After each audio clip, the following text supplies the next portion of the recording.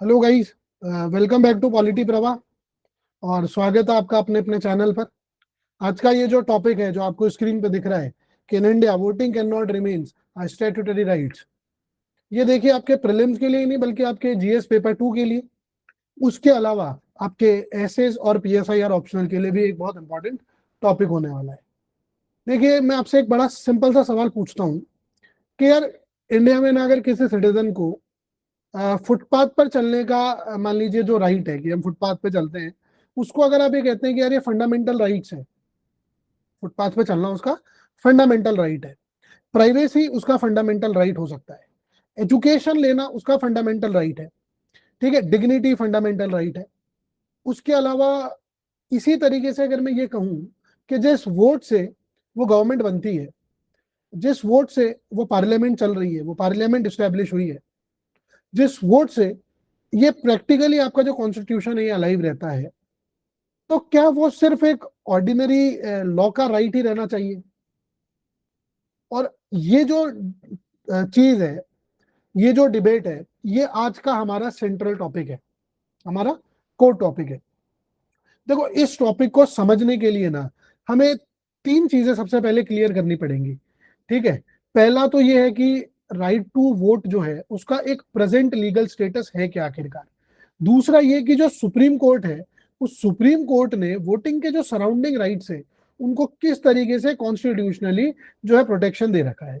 और तीसरा ये है कि आपके जो यूपीएससी का एग्जाम है या कोई और एग्जाम है जिसमें आपके आंसर राइटिंग आती है, तो उसमें हम इस इशू को जो है बैलेंस वे के अंदर किस तरीके से रिप्रेजेंट करें हमारे इस व्यू को। तो चलिए शुरू करते हैं हमारे पहले टॉपिक से, which is about the conceptual clarity के आखिरकार ये स्टैट्यूटरी राइट जो हम बोलते हैं, ये स्टैट्यूटरी राइट है, ये स्टैट्यूटरी राइट आखिरकार होता क्या है।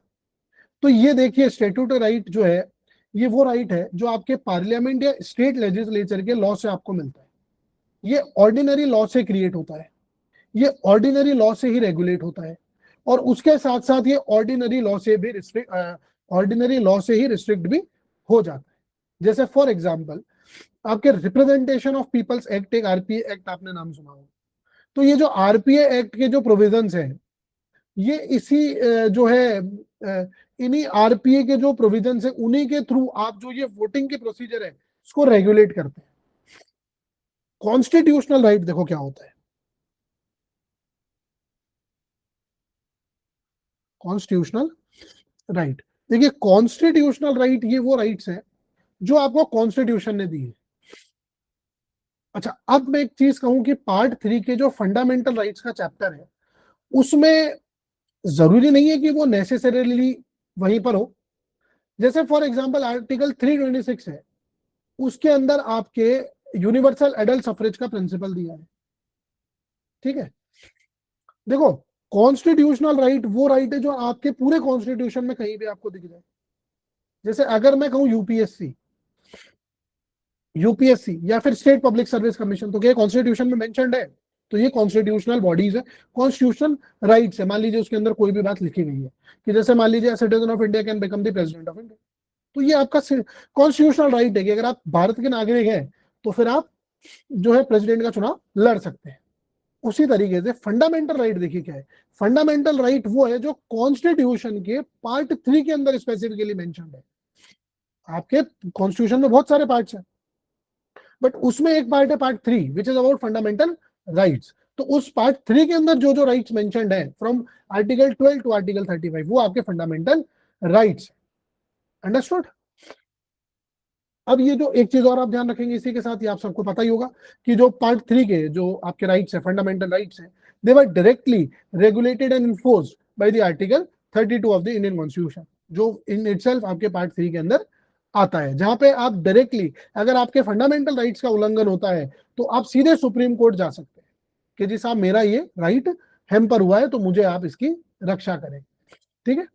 तो अब आपके जो ये फंडामेंटल राइट्स हैं, इन फंडामेंटल राइट्स का जो वायलेशन है वो किसी ऑर्डिनरी इलीगैलिटी के अंदर नहीं काउंट किया जा सकता है।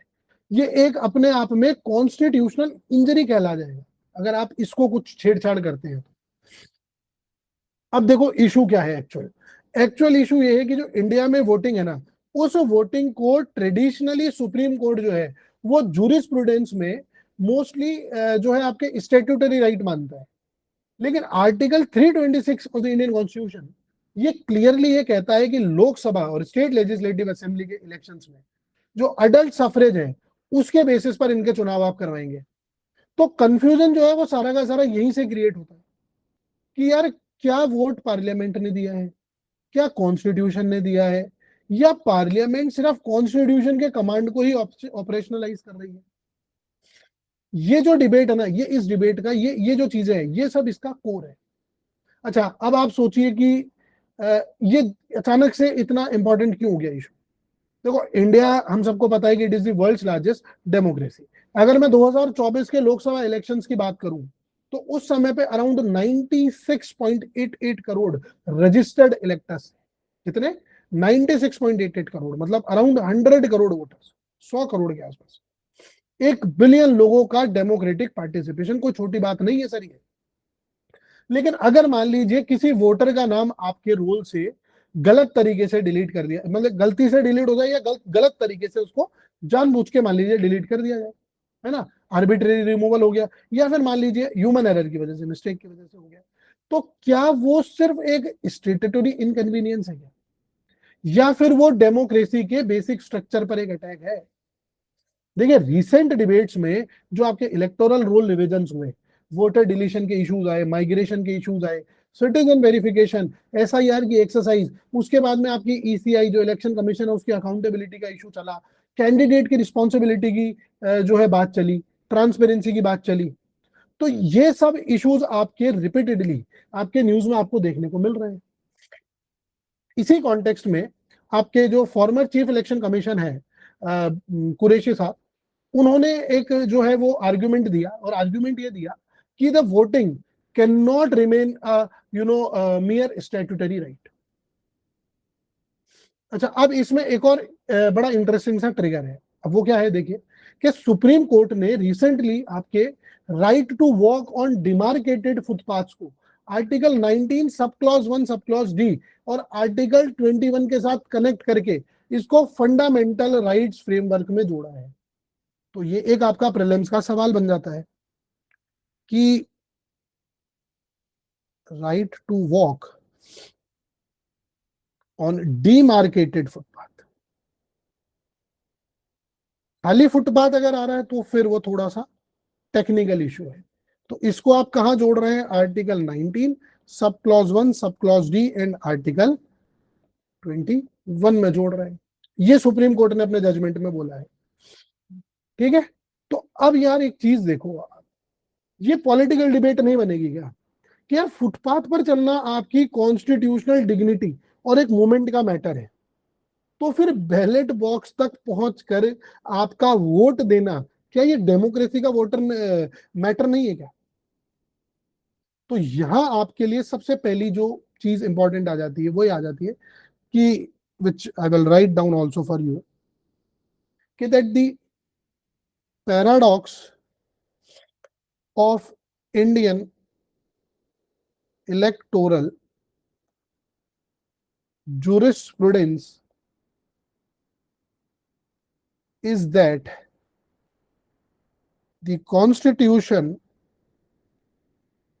protects the voters information, secrecy and even rejection, but the core act of voting continues to be treated as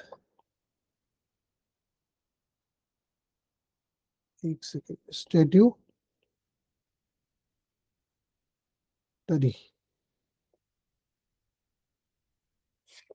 अब ये क्या बात है देखो कि आपकी ये लाइन में हमने क्या लिखा कि दैट दी आपके जो इंडियन इलेक्टोरल जूरिस्प्रूडेंस है उसका पैराडॉक्स ये है कि जो आपका कॉन्स्टिट्यूशन है वो आपकी वोटर की जो जानकारी है उसको, उसके अलावा मतलब जो जो भी मान लीजिए उसकी फोटोग्राफ है, उसका नाम पता सब कुछ है, उसको सीक्रेट रखता है।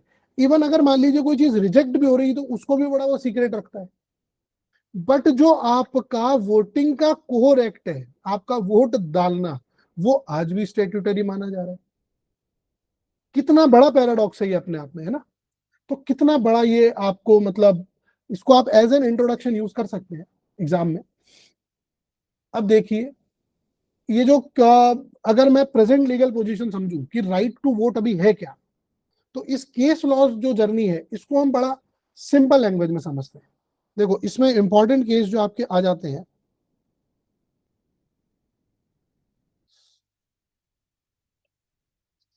This pen is not working यार, आई डोंट नो। देखो, जस्ट अ सेकेंड। हाँ, देखो, अगर हम इन केस लॉस की बात करें तो सबसे पहले आपके जो केस आएगा वो आएगा NP Ponnuswamy versus returning officer 1952 का। इस केस में आपके सुप्रीम कोर्ट ने इलेक्शन प्रोसेसेस में कोर्ट इंटरफेरेंस को रिस्ट्रिक्ट कर दिया, specifically from the perspective of article 329 sub clause B के कॉन्टेक्स्ट में।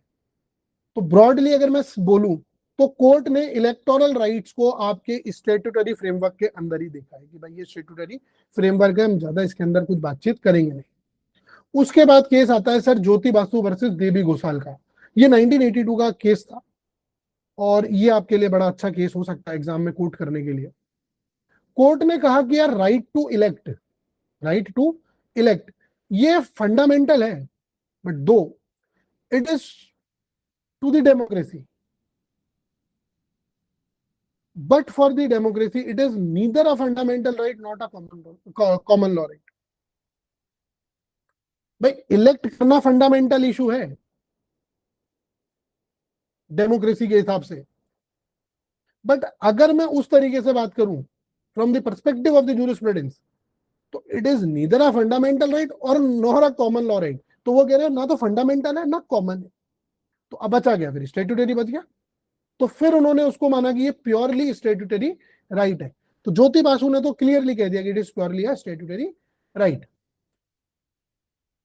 तो भाई कोर्ट ने ये मान लिया यहाँ पर कि भाई आपके डेमोक्रेसी के लिए वोटिंग एसेंशियल है, लेकिन लीगल स्टेटस के लेवल पर इसका फंडामेंटल राइट नहीं माना जा सकता। स्टेट्यूटरी राइट मान सकते हो, कॉमन भी नहीं मान सकते। फिर सर अगला केस आता है कुलदीप नैयर का। Kuldip Nayar versus Union of India 2006 का केस आता है। अब इसमें कोर्ट ने जो है वो डेमोक्रेसी को बेसिक स्ट्रक्चर से कनेक्ट किया। किससे कनेक्ट किया? बेसिक स्ट्रक्चर से। लेकिन इंडिविजुअल राइट टू वोट को अगेन उन्होंने कहा कि नहीं, ये स्टैट्यूट से ही फ्लो करता है, आपके स्टैट्यूट से ही फ्लो कर रहा है। तो इसका मतलब यानी ट्रेडिशनल पोजीशन आपकी बिल्कुल क्लियर थी कि राइट टू वोट माने स्टैट्यूटरी राइट। लेकिन कहानी यहां खत्म नहीं हो रही है बॉस। देखिए, उसके बाद एक केस देखते हैं हम लोग, union of India versus association of democratic reforms, ADR. Union of India versus ADR का ये 2002 का केस है। यहां कोर्ट ने कहा कि यार वोटर्स को कैंडिडेट के क्रिमिनल एंटीसीडेंट्स, एसेट्स, उनकी लाइबिलिटीज, उनकी एजुकेशनल क्वालिफिकेशन, ये जितनी भी इंफॉर्मेशन है इनको जानने का राइट है। और उन्होंने कहा कि ये राइट टू आपका जो फंडामेंटल राइट है आर्टिकल 19 सब क्लॉज 1 का सब क्लॉज 1, यानी कि फ्रीडम ऑफ स्पीच और एक्सप्रेशन के अंडर ये प्रोटेक्टेड है। मतलब अब वो, अगर मैं इसको बड़ा सिंपल तरीके से आपको बोलूं, तो वोट देने से पहले वोटर को ये पता होना चाहिए कि जो कैंडिडेट है उस कैंडिडेट का एक्चुअल बैकग्राउंड क्या है। क्योंकि बिना इंफॉर्मेशन के चॉइस करना ये मीनिंगफुल नहीं है, ये नॉन मीनिंगफुल सी बात है। उसके बाद में सर एक और केस हुआ next year, which is about PUCL versus Union of India. ये सिविल लिबर्टीज की बात करते थे। तो कोर्ट ने यहाँ एक बड़ा अच्छा सा डिस्टिंक्शन ड्रॉ कर दिया। उन्होंने कहा कि देखो, राइट टू वोट हो सकता है स्टेट्यूटरी हो, पर फ्रीडम ऑफ वोटिंग यानी कि इन्फॉर्म्ड पॉलिटिकल चॉइस, ये article 19 sub clause 1 sub clause A का पार्ट है सर। अब ये बड़ी इंपॉर्टेंट डिस्टिंक्शन है जो आपको ध्यान में रखनी है एग्जाम में, and you have to write this particular thing. कि the court has distinguished between the statutory act of voting and the constitutional freedom of political expression involved in voting.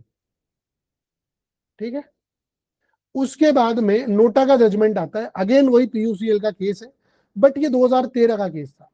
अब इस केस में सर कोर्ट ने ये कहा कि यार अगर मान लीजिए किसी भी कैंडिडेट को चूज नहीं करना, भाई आपको मैंने 15 ऑप्शन दिए कि आप इन 15 ऑप्शंस में से किसी एक व्यक्ति को चूज कर लीजिए, ठीक है, बट आपने कहा कि नहीं मुझे कोई पसंद नहीं, इनमें से मुझे किसी को चूज नहीं करना है, तो आपको एक none of the above choose करने का भी एक ऑप्शन मिलना चाहिए। और ये आपकी एक पॉलिटिकल एक्सप्रेशन है कि मैं किसी को भी चूज नहीं करना चाहता हूं।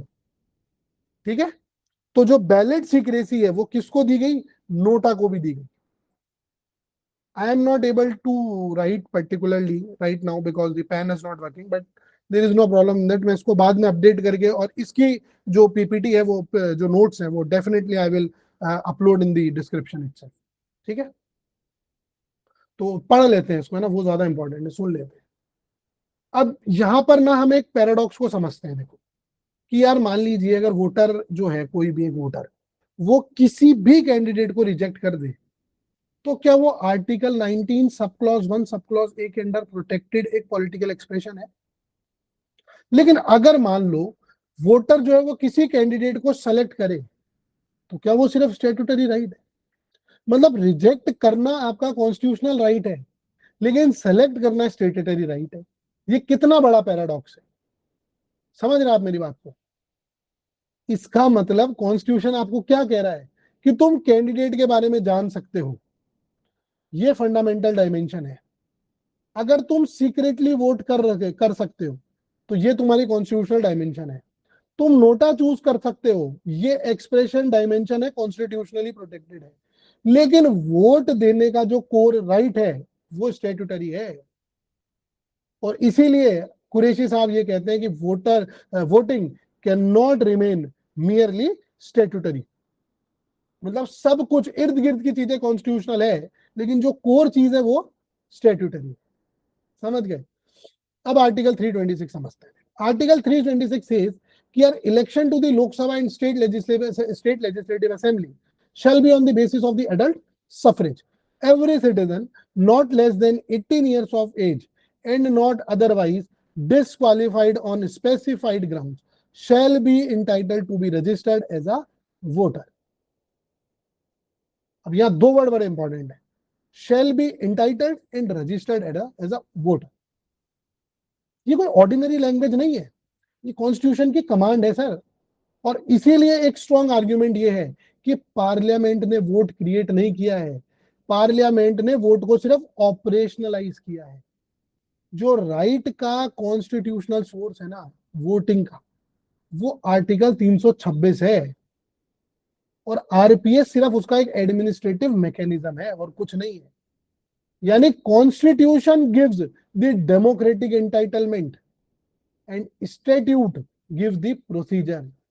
मेरे पास एंटाइटलमेंट है कि मैं वोट करूंगा, ये मुझे कॉन्स्टिट्यूशन ने बोला है, लेकिन मैं 18 साल की उम्र में जाके एक्सरसाइज करूं या 21 साल की एज में करूं या मैं 12 साल की एज में करूं, ये स्टैट्यूट का पार्ट है।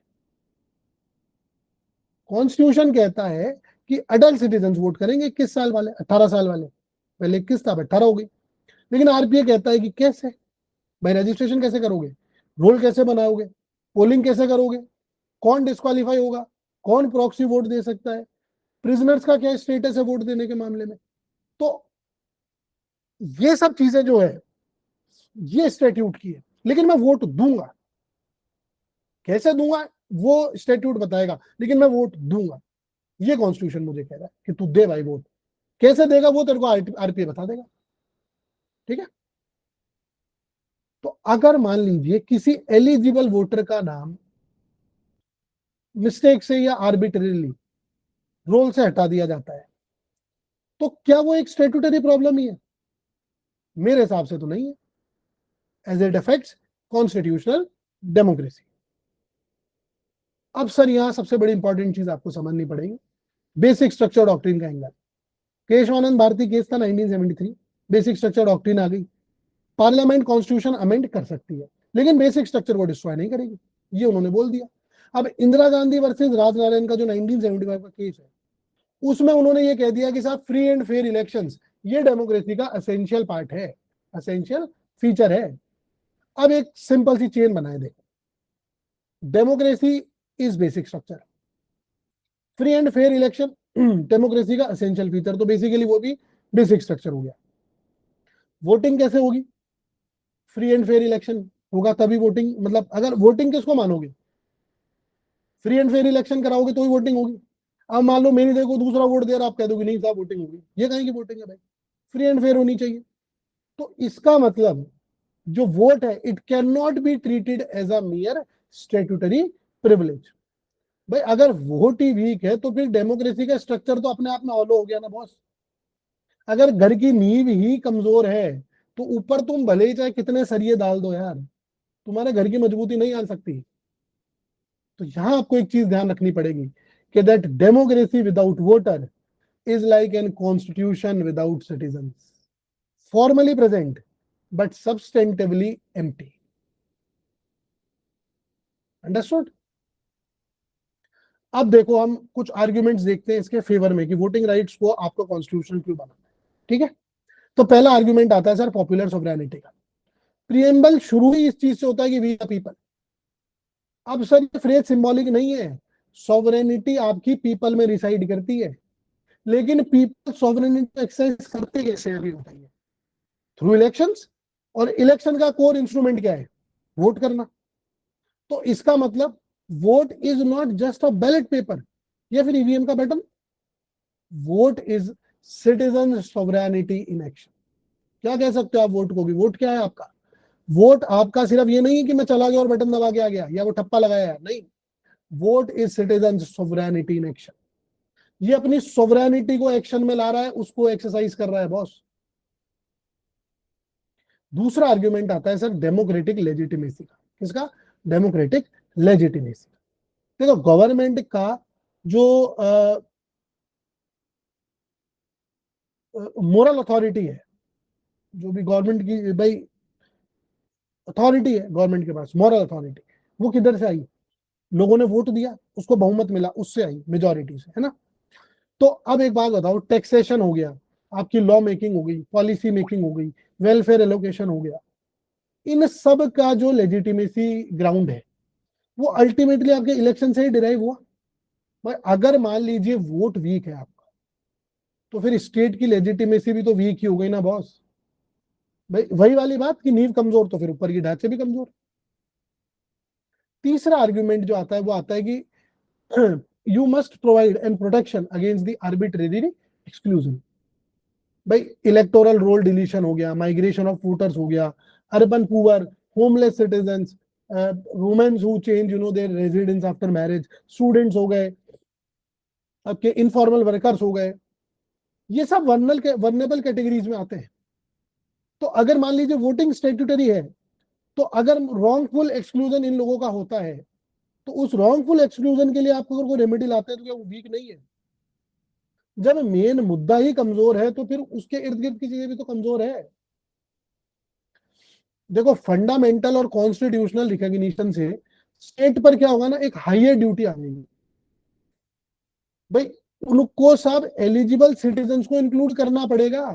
वो उनको कैजुअली एक्सक्लूड नहीं कर सकते कि भाई ठीक है यार डिलीट हो गया कोई बात नहीं देख लेंगे अगली बार, सॉर्ट ऑफ।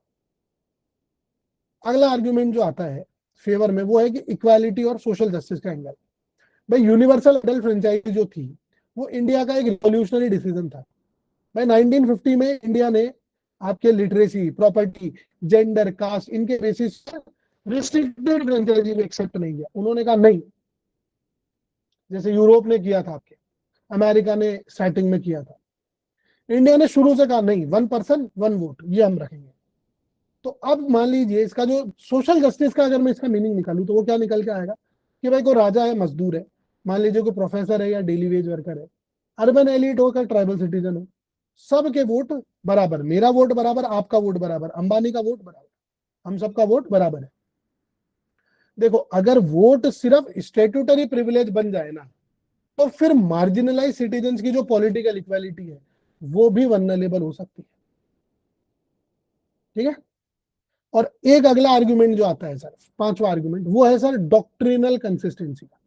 डॉक्ट्रिनल कंसिस्टेंसी का कोर्ट ने आपके right to know, informed choice, ये सीक्रेसी, नोटा, इन सब को कॉन्स्टिट्यूशनल प्रोटेक्शन दे दिया, लेकिन जो कोर एक्ट ऑफ वोटिंग है उसको स्टेट्यूटरी रखा है।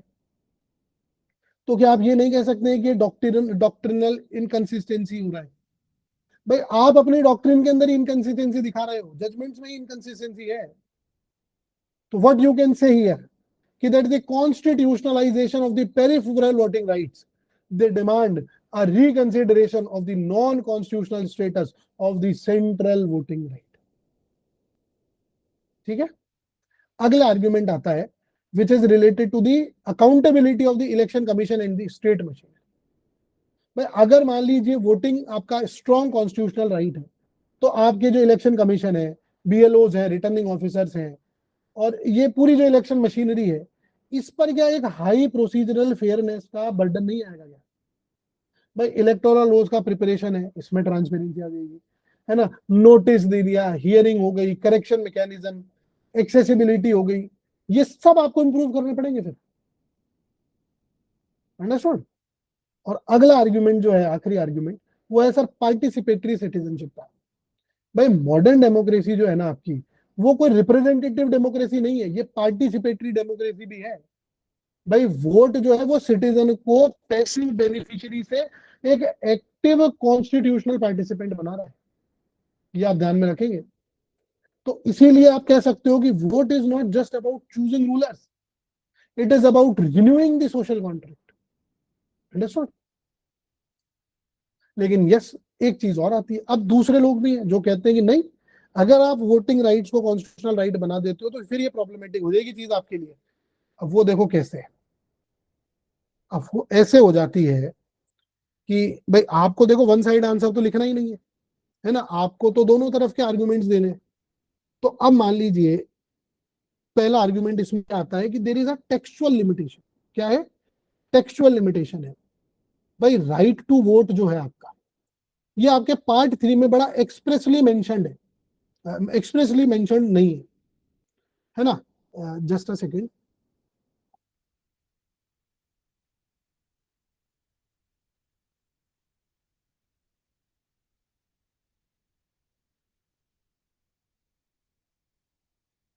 ठीक। भाई जब वो नहीं हो रहा फिर खुद ही देख लेते हैं ना हम, जब आज स्क्रीन चली नहीं, रिकॉर्ड मतलब राइट नहीं कर पा रहे हैं। ठीक है। तो देखो अब हम कह रहे थे कि एक टेक्सचुअल लिमिटेशन आपके पास है। अब वो क्या है कि राइट टू वोट जो है आपका, ये पार्ट 3 के अंदर एक्सप्रेसली एक्सप्रेसली कहीं मेंशन नहीं है। भाई आर्टिकल 326 आपका पार्ट 15 में है, इलेक्शन वाले चैप्टर में। अब कोर्ट्स क्या होते हैं कि वो जनरली बड़े कॉशियस हो जाते हैं। भाई जब भी मान लीजिए कोई राइट अगर पार्ट 3 में डायरेक्टली मेंशन्ड नहीं है ना, तो फिर वो बड़ा कॉशियसली, बड़ा डर डर के और बहुत समझदारी से सब तो बच बच के रिएक्ट करते हैं। दूसरा आर्ग्यूमेंट आता है कि आर्टिकल 327 जो है वो पार्लियामेंट को पावर देता है कि यार आप इलेक्शंस के बारे में लॉज बनाइए। भाई अगर मान लो वोटिंग को एब्सोल्यूट फंडामेंटल राइट बना दिया गया, तो फिर पार्लियामेंट की जो एबिलिटी टू रेगुलेट क्वालिफिकेशंस है, या फिर डिस्क्वालिफिकेशंस है, या फिर वोटिंग के प्रोसीजर्स हैं, या मान लीजिए इलेक्टोरल रोल्स बनाने हैं, प्रिजनर्स को वोटिंग राइट्स देना है कि नहीं देना, कैसे देना है, कैसे वोट कराना है, जो करप्ट प्रैक्टिसेस हैं, इन सब पर लिटिगेशन का प्रेशर नहीं बढ़ेगा क्या? अंडरस्टूड। और तीसरा है कि भाई आर्टिकल 329 का सब क्लॉज भी है आपका। क्या है? आर्टिकल 329 का एक सब क्लॉज भी है। उसका पर्पज ये है कि जो इलेक्शन प्रोसीजर है ना, भाई जो भी ये प्रोसेस है, ये मिड वे जुडिशियल इंटरफेरेंस से डिसरप्ट ना हो।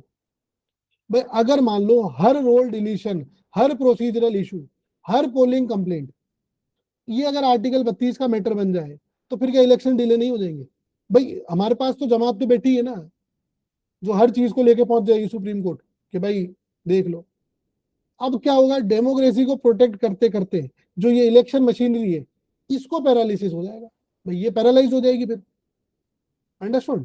और तीसरा अगला जो रीजन है कि यार आज भी जो डिसक्वालिफिकेशन है वो एग्जिस्ट करता है। देखो, नॉन सिटीजन हो गए, अनसाउंड माइंड वाले लोग हो गए, जो लॉ के थ्रू बोले जाते हैं, जो क्रिमिनल्स हैं, है ना, करप्ट लोग हैं जो इलीगल प्रैक्टिस करते हैं, प्रिजनर जो आपके 65 सब क्लॉज 2 ऑफ आरपीए के अंडर आपके प्रिजनर्स हैं, वो तो इनका आज भी डिस्क्वालिफिकेशन अलाउड है, इनको आज भी आपने डिस्क्वालीफाई किया हुआ है। अब मान लो वोट आपने फंडामेंटल राइट बना दिया, ठीक है, तो भी एब्सोल्यूट नहीं हो पाएगा भाई, इनको कैसे दोगे? Understood? So it must be subject to a reasonable regulation. और उसके बाद में एक और है जो काफी लोग कहते हैं, ये कि जो पार्लियामेंट का है ना, ये जो सारा प्रोसीजर है, ये पार्लियामेंट का डोमेन है। लेकिन अगर कोर्ट राइट टू वोट को फंडामेंटल डिक्लेयर कर दे, तो फिर क्या आपको नहीं लगता कि जो जुडिशरी है वो आपके इलेक्शन लॉ मेकिंग के एरिया में भी एंटर कर जाएगी? भाई आज की तारीख में जुडिशरी आपकी हर एरिया के अंदर है, यहां नहीं है, यहां और घुस जाएगी। तो अब इससे आपके सेपरेशन ऑफ पावर का इश्यू राइज नहीं हो जाएगा? और एक जो सबसे बढ़िया रीजन है, which is about the administrative complexity. भाई इंडिया का जो इलेक्टोरेट है वो काफी मैसिव है भाई, 100 करोड़ 1 बिलियन लोग यार वोट डालते हैं। तो अब माइग्रेशन है, डेथ है ना, डुप्लीकेट एंट्रीज होगी। आपने हनुमान जी के नाम पर यार आधार कार्ड बना रखे, समझ रहे हैं बात को?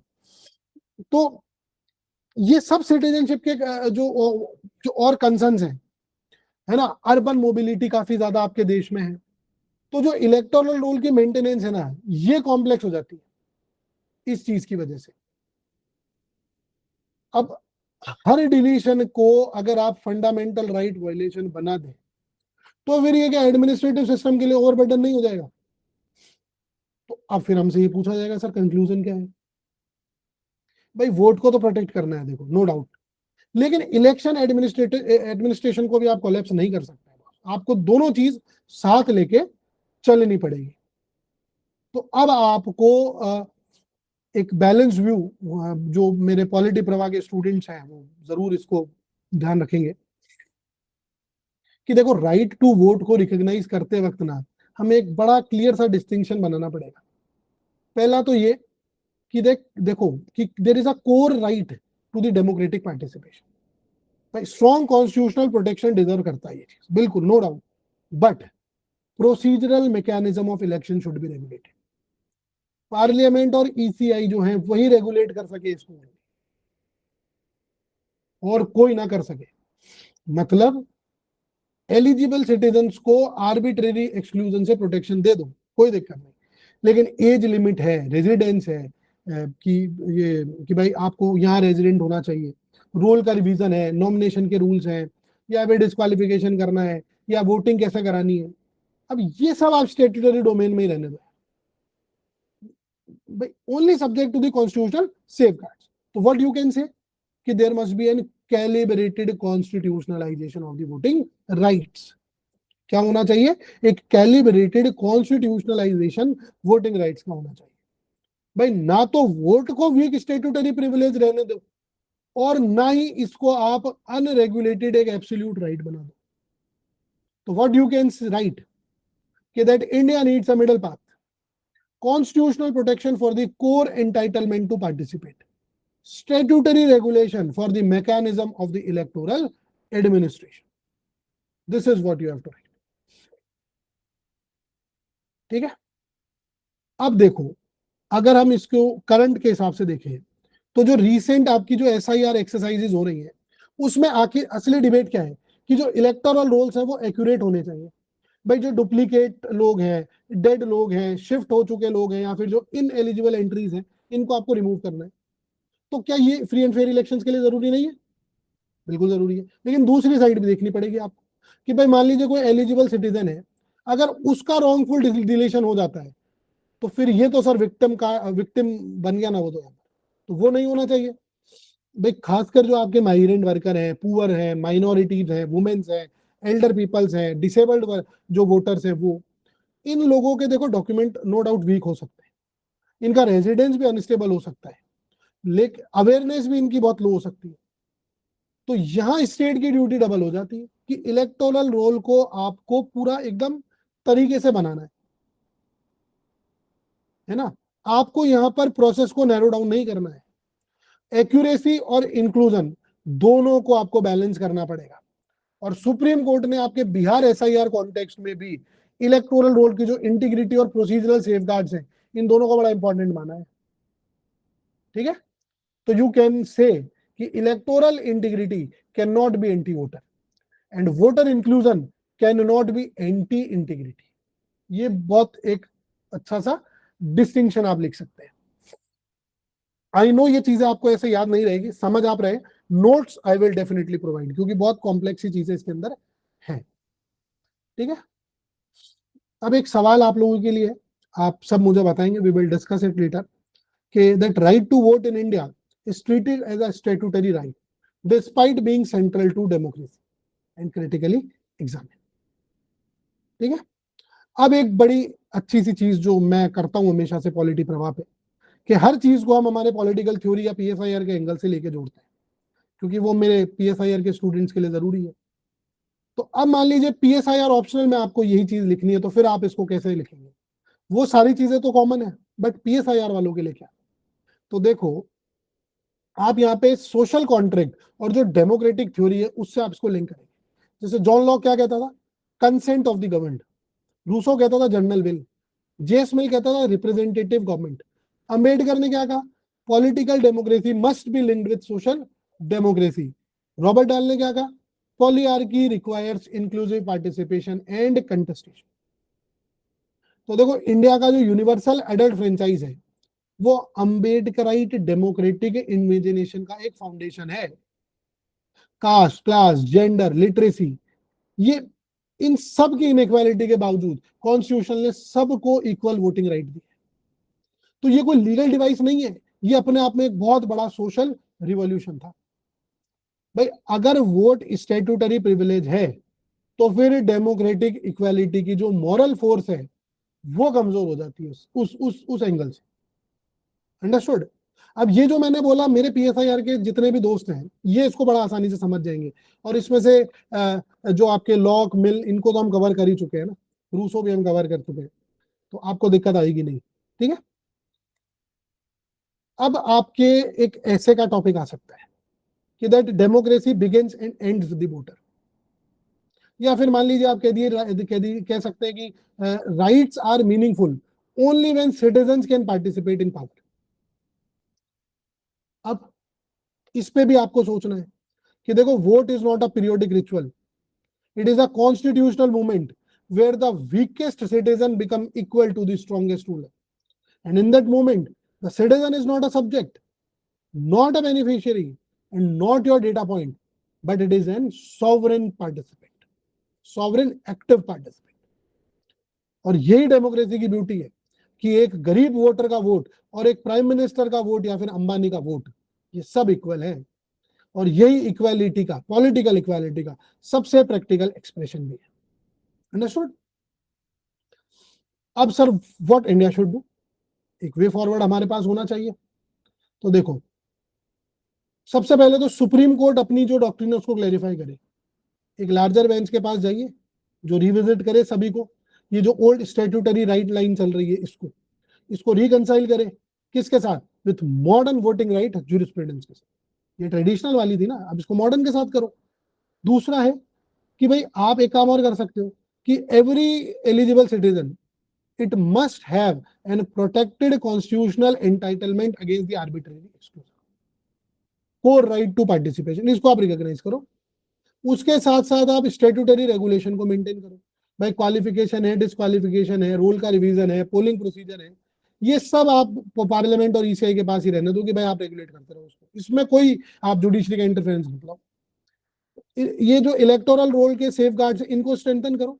भाई डिलीट कर रहे हो, उससे पहले नोटिस भेज दो, कोई रीजन ऑर्डर निकाल दो, हियरिंग कर लो, कोई डिजिटल ऑफलाइन करेक्शन का मैकेनिज्म ले आओ जैसे आधार में करते हो, लोकल लैंग्वेज में कम्युनिकेट कर दो, डोर स्टेप असिस्टेंस दे दो, घर घर जाके बता दो यार, पब्लिक ऑडिट करा लो इन सब चीज की, पंचायत टू पंचायत। तो ये सब चीजें नेसेसरी है आज के टाइम पर, आपके पास बहुत चीजें हैं करने के लिए।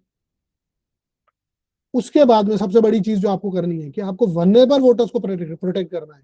भाई जो आपके ये माइग्रेंट्स हैं, होमलेस वाले पीपल है, एल्डर पीपल है, डिसेबल्ड है, वुमेन है जो मैरिज के बाद इधर उधर शिफ्ट हो जाती है, जो रेजिडेंट चेंजेस आते हैं, स्टूडेंट्स के पास है, अर्बन पुअर्स है उनके पास। तो आप कुछ स्पेशल इंक्लूजन ड्राइव चलाओ ना इनके लिए यार, क्या दिक्कत है। उसके साथ साथ आप ईसीआई की ट्रांसपेरेंसी बढ़ाओ भाई, इलेक्टोरल रोल का जो रिवीजन डेटा है, डिलीशन के रीजन है, कंसिस्टेंसी लेवल की ऑडिट है, अपील मैकेनिज्म है, ये सब चीजें पब्लिक ट्रस्ट के लिए बहुत इंपॉर्टेंट है। इसको क्यों नहीं स्ट्रेंथन करते हैं आप लोग, करना चाहिए आपको। और उसके साथ साथ जो राइट टू वोट है, इसका अपने आप में एक देखिए कॉन्स्टिट्यूशनल जो मीनिंग है, वो स्कूल में, कॉलेज में, सिविल सोसाइटीज, इन सब के थ्रू आपको समझाया जाना चाहिए। देखिए आई हैव मतलब मैंने चला के इसमें मीडिया को इंक्लूड नहीं किया, क्योंकि जिस तरह की हमारी अभी मीडिया चल रही है वो ना करे तो ज्यादा ठीक है। ठीक है, तो अब देखो एक फाइनल बात हम इसमें समझ लेते हैं कि देखो वोटिंग को ना आप सिर्फ ईवीएम का बटन मत समझिए। वोट जो है आपका, ये सिटीजन का, you can say it is the signature on the republic, citizen signature on the republic. Vote जो है it is the periodic renewal of the we the people. ये जो फ्रेज लिखा है ना आपने, उसका रिन्यूअल है ये, पीरियोडिक रिन्यूअल, हर 5 साल में रिन्यू करती है जनता इसको। वोट जो है it is a bridge between the constitution and the government. देखो ट्रेडिशनल लॉ ने वोटिंग को स्टैट्यूटरी राइट माना, लेकिन कॉन्स्टिट्यूशनल जो मोरालिटी है वो हमें ये पूछने पे मजबूर कर सकती है और करती है कि यार क्या डेमोक्रेसी का जो कोर इंस्ट्रूमेंट है ये किसी ऑर्डिनरी स्टैट्यूट के मर्जी पे रह सकता है क्या। देखो आंसर इसका ये भी नहीं है कि वोटिंग को एब्सोल्यूट या अनरेगुलेटेड बना दो, नहीं। इसका जो जवाब है वो ये है कि वोटिंग का जो कोर डेमोक्रेटिक एंटाइटलमेंट है इसको आप कॉन्स्टिट्यूशनल प्रोटेक्शन दो, और इलेक्शन की जो प्रोसीजरल मशीनरी है ये स्टैट्यूटरी रेगुलेशन के अंडर है ना। So the best conclusion for you can be that right to vote should no longer be seen merely as a statutory facility. It must be understood as a constitutional guarantee of the democratic participation, with its core protected by the constitutional morality and its procedural regulated by the electoral law. Right to vote no longer be seen as, merely as a statutory facility. It must understood as a constitutional guarantee of the democratic participation, where its core protected by the constitutional morality and its procedure was regulated by the electoral law. तो आज के हमारे इस lecture का जो final take away है वो ये है कि that right to know protected है, राइट टू रिजेक्ट प्रोटेक्टेड है, राइट टू सीक्रेसी प्रोटेक्टेड है। Now the time has come to rethink that the right to choose itself, it must be protected. Because in democracy, citizen is not merely governed. Citizen governs through the vote. So thank you. Jai Hind. And please like, share, subscribe Polity Prava अगर आपको ये analysis पसंद आया। Thank you.